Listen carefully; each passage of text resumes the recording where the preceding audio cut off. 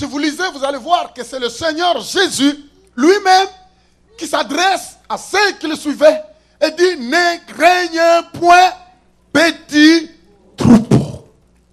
Ça veut dire, si le Seigneur dit ne crains point, ce qui veut dire qu'il y a des choses. On craint des choses. Ça veut dire qu'il y a des choses qui apportent quoi? La crainte. Le Seigneur ne peut pas dire ne craignez point tant qu'il n'y a rien qui vous dérange. Mais si le Seigneur dit ne crains point, c'est parce qu'il connaît le cœur de l'homme. C'est parce qu'il connaît la situation que le monde traverse. C'est parce qu'il connaît ce qui se passe. Mais s'il dit ne crains point, petit troupeau. Le petit troupeau, il parle à son petit troupeau, il dit petit troupeau. Si vous le lisez, vous voyez un peu avec quelle tonalité. Il dit ne crains point. Une tonalité de consolation, d'assurance. Il vous dit ne craignez point, mon petit troupeau. Ne craignez point. Et le Seigneur te parle ce soir, il te dit mon enfant, ma fille, mon garçon, ne crains point parce que tu fais partie de mon troupeau. Vous savez un peu, la Bible dit que le bon berger prend soin de ses brebis. Et Christ dit que je suis le bon berger. Il a dit je suis le bon berger. Il dit le voleur ne vient que pour détruire. Le diable aime envoyer des situations pour nous démolir. L'ennemi envoie tout un paquet de bagatelles. L'ennemi qui a envoyé tout paquet, bagage ça. Mais bon Dieu est capable de changer la situation ça. Bon Dieu est capable de changer toute bagaille. Le Seigneur est capable de tout transformer. Vous savez, le diable, tout son travail, c'est quoi? C'est d'envoyer les palabres. C'est d'envoyer les pagailles. Il est spécialiste. Il a une licence à envoyer des pagailles. Et ces pagailles-là, ça mène la crainte. Dites la crainte. Vous savez, au cours de la semaine, vous avez réussi tellement. Et vous savez? Mais le Seigneur dit, ne craignez point, petit troupeau. Car votre Père, Dieu se présente ici comme un papa. Oh mon Dieu. Pas de papa irresponsable. On ne parle pas de papa irresponsable. On ne parle pas d'un papa irresponsable qui tout ce qu'il pense, il ne pense qu'à lui. On ne parle pas d'une maman irresponsable qui ne pense qu'à elle-même. Mais Dieu dit, je suis votre Père. Il dit, car votre Père, mon Père, votre Père a trouvé bon. Analysez bien ce verset. Il dit, votre Père, Dieu le Père, il dit, votre Dieu a trouvé bon. Frère, c'est la volonté de Dieu. Il dit, de vous donner quoi? Le royaume. C'est Dieu qui l'a jugé bon. Vous savez, il y a un verset qui dit, nul ne peut venir à Dieu si Dieu ne l'appelle. Regardez-moi, regardez-moi, regardez-moi, regardez-moi, regardez-moi. La Bible dit, nul ne peut venir à Dieu si Dieu ne l'appelle. Regardez-moi. Tu sais, ta présence là, il n'y a rien de hasard. Amen. La Bible dit que personne ne peut venir à Dieu si Dieu ne l'appelle. Dites, je suis un appelé de Dieu. Dites, je suis un élu de Dieu. Répétez avec moi, Dieu m'a choisi. Dites avec moi, Dieu m'a mis à part. Dites avec moi, Dieu m'a prédestiné.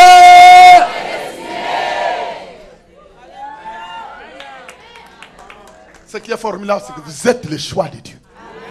Oh Seigneur, vous savez quand on choisit une femme, on choisit, on regarde ses sourcils, on regarde ses lèvres, on dit, oh, c'est elle, bam, oh.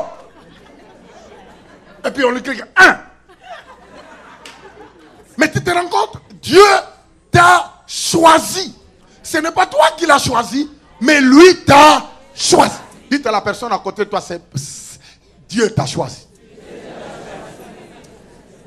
Et dis-lui, ne crains point.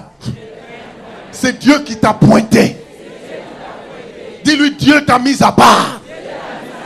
Dieu t'a choisi. Tu vaux beaucoup. Tu as coûté la vie de Jésus. Tu coûtes cher. Tu n'es pas n'importe qui. Vois-toi comme Dieu te voit. Tu es un VIP. Tu es est super. Alléluia.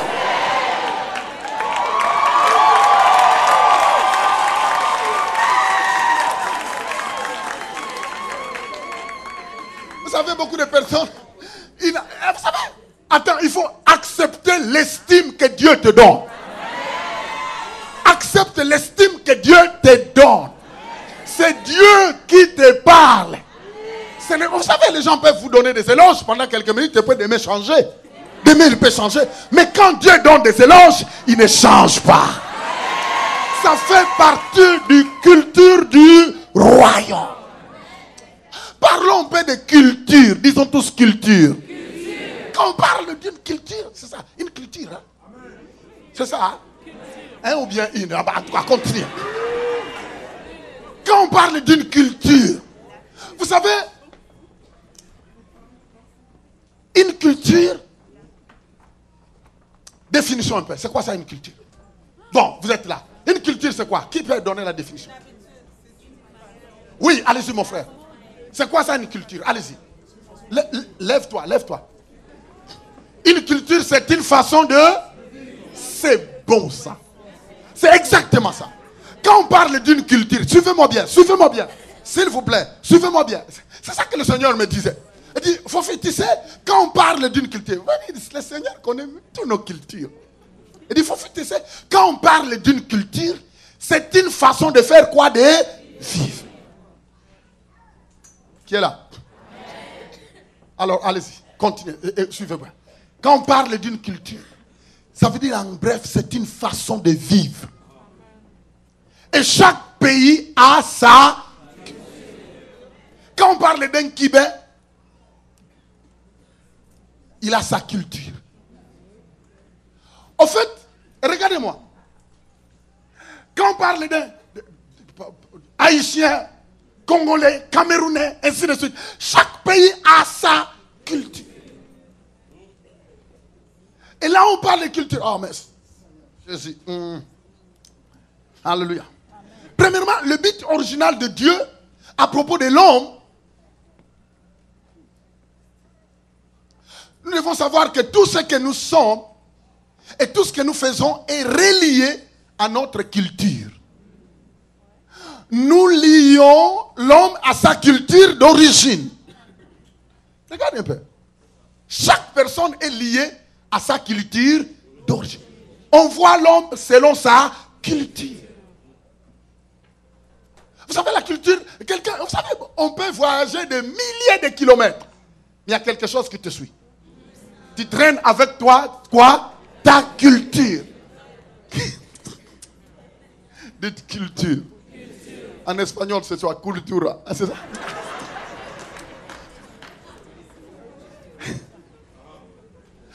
Dites, pasteur, continue. Notez bien que tout ce que nous sommes et tout ce que nous faisons est relié à notre culture. Nous lions chaque homme à sa culture d'origine.